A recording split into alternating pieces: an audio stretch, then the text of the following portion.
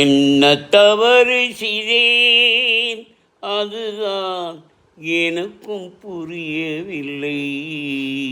வந்து பிறந்து விட்டேன், ஆனால் வாழத் தெரியவில்லை. அருகில் இருந்து சொல்லிக் கொடுத்தால் உலகம் தெரியாதா? அம்மம்மா விவரம் புரியாதா?